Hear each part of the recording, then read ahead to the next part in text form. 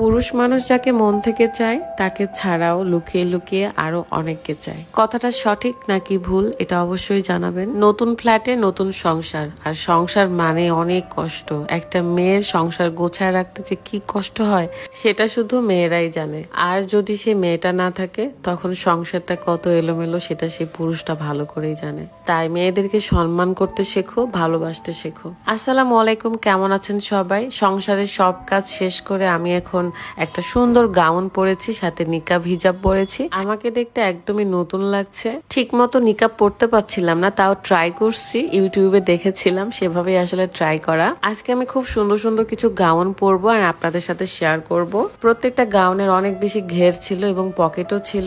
New look Facebook page থেকে আমি gown গুলো নিয়েছিলাম এন্ড প্রত্যেকটা বোরখায় অনেক বেশি সুন্দর। আপনারা পেজে ভিজিট করলেই কিন্তু বুঝতে পারবেন। পেজটা ক্যাপশনে দিয়ে রেখেছি, চেক করে নেবেন। যখন কলেজে হিজাব পড়তাম তখন অনেক ডিজাইন করে করে পড়তাম, কিন্তু এখন আসলে সেই ধৈর্যটুকু নেই। এখন যত অল্প সময়ে যা কিছু করা যায় সেগুলোই করি। এই গাউনটারও এত বেশি ঘের, ভাবলাম যে একটু ছাদে যাই। ছাদে এসে দেখে এত রোদ, আমি রোদের ঠেলায় তাকাইতে পারতেছি না। অনেকদিন পর ছাদে এসেছি এন্ড ছাদে এসে মনে হলো যে ভাইরে ভাই কই আসলাম।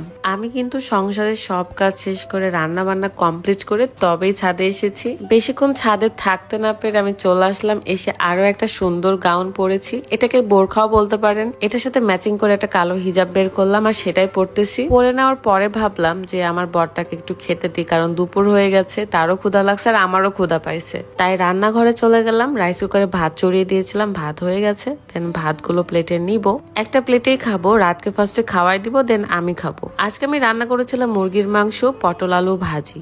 আজকে রান্নাগুলো আদা রসুন বাটা ছাড়াই রান্না করেছি, কারণ উপরে ব্লেন্ডার নাই, মানে ব্লেন্ডার কেনা হয় নাই, আবার শিলপাটাও ছিল না যে বাটবো। দোতলায় ছিল বাট আমি নিয়ে আসি নাই। ভাবলাম যে একবারে ব্লেন্ডার কিনে তারপরে মশলা বেটে রান্না বান্না করব। তো এখন আমি হাতটা ধুয়ে রাতকে খাওয়াই দিব আর সে গেম খেলতেছিল। দেখেন আমরা কিন্তু এখনো ফ্লোরেই ঘুমাই, মানে আমাদের খাট এখনো আসে নাই। নাদিয়া অতিরিক্ত লেট করতেছে আমাদের খাটটা ডেলিভারি দিতে। আমি নাদিয়ার কাছ থেকে এই আশাটা করি নাই যে এত লেট করবে। 7 দিনের কথা বলে অলরেডি অনেক দিন হয়ে গেছে। যাই হোক, আমার হাতে রান্নাটা কিন্তু খুব একটা খারাপ না, আমরা সবাই খেতে পারি। আমার কাছে তো মজাই লাগে। অনেকদিন পর ছাদে আসলাম আজকে, অনেক অনেক দিন পর। এত রোদ, আল্লাহ এত রোদ, অনেক বেশি রোদ ছাদে, বাট পিকচার তোলার জন্য চলে আসছে ছাদে।